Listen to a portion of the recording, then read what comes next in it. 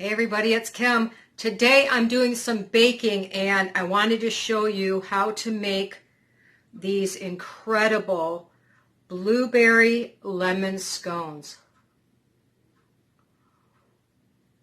They are soft and they're flaky and they've got a little punch of lemon to them. They've got those juicy blueberries. They're really, really easy to make. So I'll show you how to make these coming up.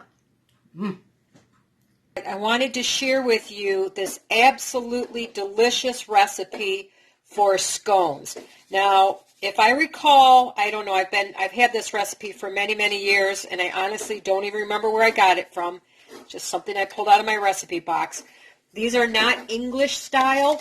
I think they're Irish style scones. I don't know if there's a difference, but I remember something about that. So in this bowl, I have 2 cups of just plain all-purpose flour. I'm adding in 1 tablespoon, yes, that's a lot, of baking powder, okay? 1 tablespoon. To that, I'm going to add in 2 tablespoons of sugar. These are not overly sweet, which is nice, okay? Don't have to use a lot of sugar. Okay, so 2 tablespoons of sugar, and then I need about a half a teaspoon of salt. I'm not good about measuring it. I just kind of put it in my hand, what I think is about a half a teaspoon, and measure it in. You could probably use self-rising flour if you had it. I just don't have it around here. I don't need it. So I just kind of stir those together to incorporate them really well. Because the next step is going to be to cut in your fat. Now, to be honest, to me, the absolute best thing to use for biscuits and pie and scones is lard. A lot of people won't use it, but it just makes sure it takes it to another level. I do not have lard. Right now I have 1/2 cup of my homemade beef tallow, which I have a video which I can link below for you on how I rendered this out. And you're going to need to cut this in. Now, you can rub it in with your fingers if you want. You can use 2 knives. I tend to use my little pastry blender. Now, this is the first time I have used the tallow in this particular recipe. I tend to use lard. I am out of that. I do notice that the beef tallow, I guess you would also call it suet, is a little bit heavier, I guess. I don't want to say heavier. It's a little bit, I don't know, it doesn't cut quite as easy as the lard does. But it's not bad. I mean, it's not quite as soft, I guess. And I'm talking that the difference is fairly negligible. So you want to cut this in. Oops, sorry. Okay, sorry about that. I didn't realize when I knocked the camera over, I shut it off. Anyway, I cut that tallow in really well. I did use my fingers a little bit because I like to feel for any large pieces. And as you could see, there's a few that are a little bit bigger. I just take those, I break them up slightly with my hands. You don't want your hands to melt this stuff, okay? So it only took, you were off camera for maybe 30 seconds there when I finished it up. So right now I have the 2 cups of flour, 1 tablespoon of baking powder, 2 tablespoons of sugar, half a teaspoon of salt, the half a cup of fat, whether it be shortening, lard, butter, in this case tallow. That's what I have in there so far. My next thing, because I'm going to make the blueberry lemon scones, I want to take a lemon. Now, this is not 100% necessary, but I use every part of the lemon. So I'm going to take and just zest the skin in. I know it's a well-washed lemon. I scrubbed it scrubbed it really well, and then I rinse it off with vinegar to hopefully, get any germs from people touching it in the grocery store and stuff. And I want to put that into the zest into my batter. I think lemon and blueberry together are just a marriage made in heaven. Okay, so I'm trying not to get that underneath part, just the, ouch, got my fingernail, don't want that in there, just the yellow part, okay? So that's all I'm going to do for the lemon. And now I have all that beautiful zest. I'm going to use the lemon later when I make a little bit of a frosting to go on top. That's where it really comes in really good. Just going to stir that in slightly, okay? Set this aside for 1 second because in here I have 1/2 cup of heavy cream or whipping cream. I have made it with milk if I didn't have it. The cream, again, it just, you know, these are not sweet, but they're kind of fatty and they're very rich and delicious. To that, I'm adding 1 egg. I just find it easier. It's one of my fresh chicken eggs, just pulled out this morning. And I'm just going to whip it together a little bit to get them mixed up, because I find it a lot easier. You don't want to overwork your dough. So by putting the egg in the cream, I can incorporate them really well and not have to worry about it overworking in my batter. Okay? So just take your time and stir those together. Then it's just a matter of incorporating them together. Once again, with scones, you don't want to overwork it. You're not, you know, kneading it or anything like that. You're just going to bring your dough together, and usually my fork is plenty until it's just about done. So I'm going to stir that together. You'll see it's kind of a dry mix, and that's okay. We will put this together at the end where you're going to form it into kind of a circle on your parchment. By the way, I also have the oven is warming to 425 degrees. And I have a baking dish with parchment paper. I don't bother to grease it. I just like to use parchment paper, okay? So the next step, now this is, I'm going to bring this together just like you would a biscuit, but I want this to be blueberry. So I have some frozen blueberries. Why don't I use thawed ones? Because they're going to leak juice all over the place and my scones are going to be purple. To that, I'm going to add just a heaping teaspoon of flour. Again, it kind of, if they start to melt a little bit, it's going to incorporate that juice into this flour and it won't turn your batter quite as purple. Okay, put my blueberries in. Now I'm going to use my hands to start bringing this together into a ball. Okay,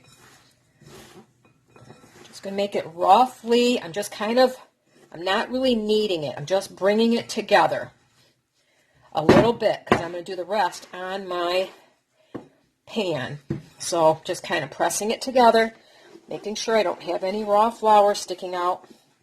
Like back here, I'm going to incorporate that a little bit with my hands. Your hands are sometimes your best tools for cooking, right? If I don't get all of that flour in, I'm not that worried about it. Sometimes when you measure your flour, you're a little bit off unless you weigh it, and I did not weigh it. So I'm just bringing together what it will allow me to. I don't want to overdo it, okay? So next, take my dough, here's my parchment paper, dump my dough out onto my parchment paper, and I'm going to flatten this out. Normally I should have a bigger pan here because I like to kind of make it in a circle. It's going to be more of an oval, I guess. It's going to depend on how you want to cut it. I cut it in 8 pieces like a pie. I prefer, if you have it, I prefer to use dried fruit in my scones because you won't get it purple like that. These work really good with like currants or I don't really use raisins in a scone, but I guess you could. The craisins, especially if you get like the flavored craisins. Okay, now you want them all kind of, you don't want your edges pushed down too flat because you don't want those to cook faster. So I'm going to kind of make this a uniform thickness. That's easier off my pan. I can do that after. Okay, uniform thickness. I'd say that's a good, half-inch thick, maybe 3/4 of an inch at most. I don't want my blueberries to melt too much because they're going to start leaking juice all over the place. Now, I do notice the difference in working with this. The lard is softer. It incorporates, it kind of lets me mash my dough together a little bit easier, but this will work, okay? Next step, you either need a knife or a pizza cutter or something. I'm going to cut this. Normally I like mine kind of in triangles, and this isn't the best circle in the world, but I cut this roughly into 8 pieces. You're not going to pull them apart. Now, instead of, usually I do a pie shape, but because of the way I made this in an oval, I'm just going to cut it into roughly 8 pieces. Okay, now it goes on your baking sheet. It goes in the oven for 15 to 20 minutes until it's baked through and browned on the bottom. And then we'll come back and I'll show you the frosting. Super, super easy. Okay, my scones are done. You can see they're nice and browned, lightly on top. I did not cut them again. I'm going to do that later. And they're cool enough. They've been out of the stove about 10 minutes. So they're not completely cool, but they're cool to the touch. So I'm going to set those aside for 1 minute. I know I said I was making a frosting. I misspoke. It's a glaze to go on top of these. So that's super easy. I have a little bowl here. I'm going to take the rest of my lemon. I'm just going to cut it in half. I'm going to juice that. What I did was I looked at my lemon and I found if there was any zest left on it, I made sure I used it all. And I'm just going to take part of my lemon. Now this is, I don't measure this, I have to admit, because it's going to depend on how much, I guess, glaze you want on yours. I like mine pretty lemony, so I don't water this down at all. I use straight lemon juice. I kind of like to feel it. You know how you feel it kind of in the back of your cheeks, where you get that nice little punch of lemon? That's kind of my thing, okay? So I'm going to take half of that lemon, take that juice, and pour it into a bowl. I love my little, I use antique everything. This is from the Depression era. I love my little bowls and stuff. And now I'm going to take some powdered sugar, just plain old-fashioned powdered sugar, and you're just going to mix it into the lemon juice, however much it takes, with however much lemon juice you use. I don't know how much that was, maybe a good tablespoon and a half, something like that, of the juice.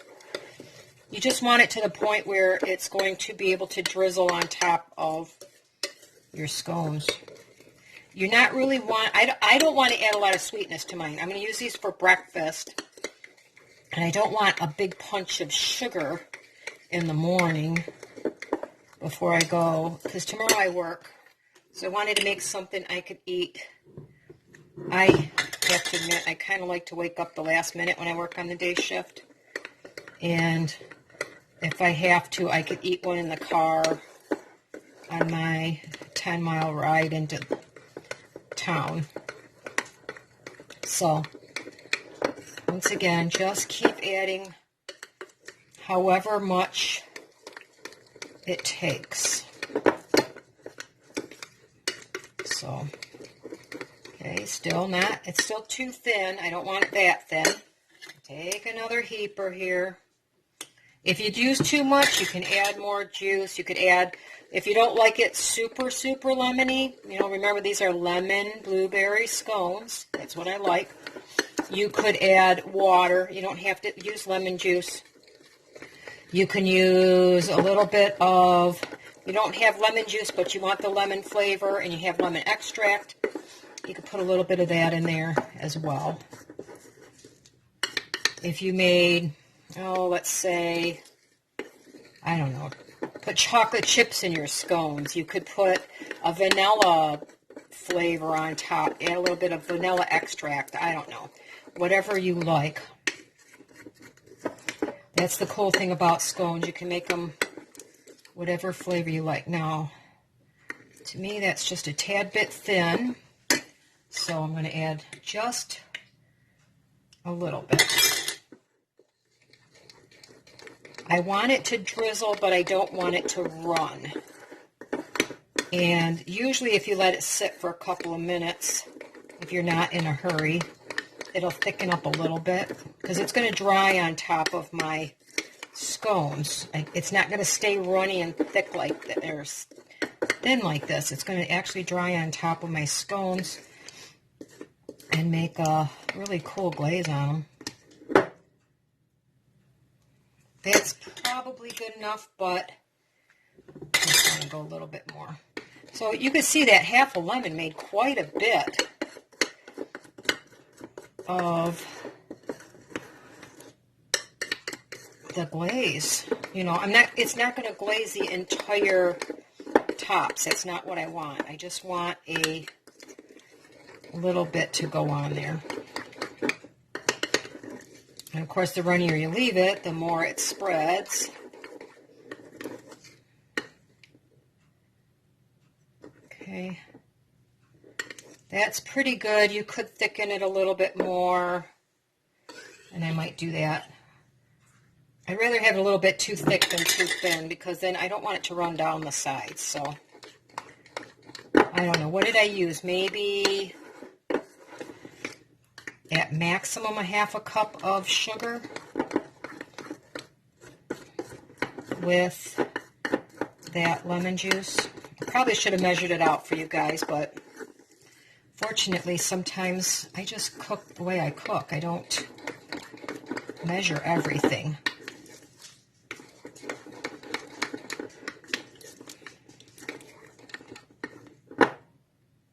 Okay, that's good enough. So my next step, I'm just going to bring my scones back over here so you can see them. I'm going to take my glaze and I'm just going to drizzle on top. You'll get that wonderful, it'll be a sweetened lemon, but it'll still be a little bit tart.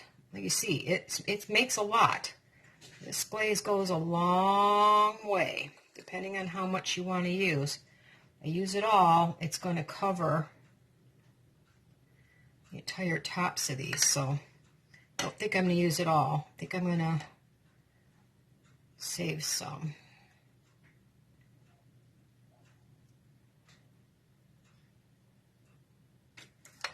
Okay, I used a lot of it, so it depends on if you want these sweet or not. You know, I got that much left over. So you can see it's quite a bit left. All right, so now I'm going to let it so that the glaze dries on top. I'll have some for breakfast in the morning, and it'll be delicious. I guarantee you, you will love these. Give them a try and let me know what you think. I will post the full recipe down below, telling you the measurements that I used, and you guys have a wonderful day.